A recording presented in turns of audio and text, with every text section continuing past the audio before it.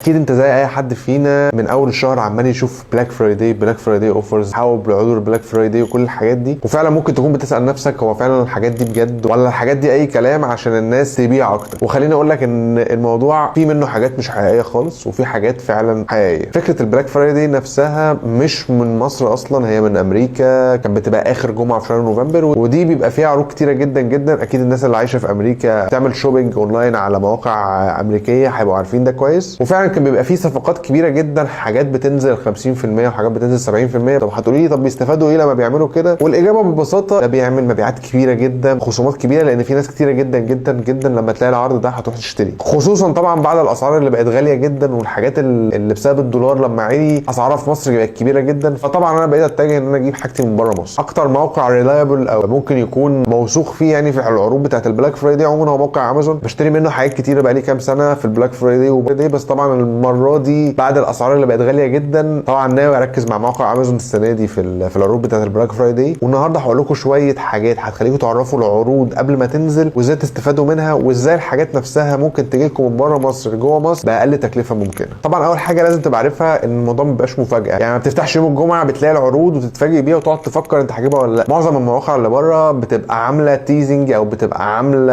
ان المنتج ده يوم الجمعه هيبقى نازل عليه سعر فلاني عشان تديك وقت ومساحه اكتر ان انت تفكر انت هتشتري المنتج ده ولا لا. زي ما قلت لكم برده انا بحب اجمع الحاجات اللي انا عايزها في الكارت قبلها بوقت كافي واقعد افكر احط المنتج ده عندي في السله ولا لا عشان لما ينزل عليه خصم اشتريه ولا لا. وطبعا من الحاجات اللي بتخليني اعرف العروض اللي هتنزل قبل ما تكون موجوده خدمه لينكس عاملاها ان هي بتبعت لي على الايميل كل كام يوم كده العروض اللي ما ينفعش تتساب وهكذا. فدي طبعا خدمه مجانيه اي حد ممكن ان هو يستفاد منها. في حاجه تانية برده بتخليني اتاكد المنتجات دي فعلا عليها عروض كبيره ولا دي عروض وهميه. في موقع اسمه كامل بحط عليه لينك المنتج اللي انا بفكر اجيبه ونازل عليه عرض، بيجيب لي الهيستوري بتاع المنتج ده، نزل عليه خصم قد ايه، ابتدى هو سعره اوريجينال قد ايه، ونزل عليه خصم امتى ونزل عليه خصم امتى لحد ما وصلنا للخصم اللي موجود دلوقتي. عايز اقول لكم ان انا استفدت جدا من الموضوع ده في امريكا وبره امريكا. يعني مثلا اللوفر ده كنت جايبه من زارا من سنه بحوالي 900 جنيه، دلوقتي بقى موجود في مصر هنا ب 2000 جنيه، طبعا بسبب الدولار وبسبب الطلب العالي جدا بسبب ان مفيش بضاعه اصلا في السوق. لكن في نفس الوقت لقيته على موقع زارا اللي في الامارات لقيته لسه هو زي ما هو ب 900 جنيه. دي برده حاجه انا عرفتها مش بالتدوير، عرفتها بالنوتيفيكيشنز والايميلات اللينكس تبعتها لي علشان اعرف العروض دي عامله ازاي. فكده احنا عارفين هنعرف العروض ازاي، كده احنا عارفين هنتاكد من ان العروض دي حقيقيه ازاي. فاضل نعرف ازاي ممكن نشتري من الستورز الكتيره اللي بره مصر. من الخدمات برده الجامده جدا اللي اللينكس بتقدمها ان هي اللي بتتعامل مع السيلر او مع البايع. انت بتخش على موقع لينكس بتحط لينك المنتج اللي انت عايزه وبتدفع من عليه، وهم اللي بيروحوا يشتروا الحاجه وهم اللي بيجيبوها وهم اللي بيتكفلوا باي حاجه. وطبعا هم ضامنين ان الحاجات دي لو جت فيها اي مشكله هم بيرجعوها لك تاني، خصوصا ان هم عاملين على منتجات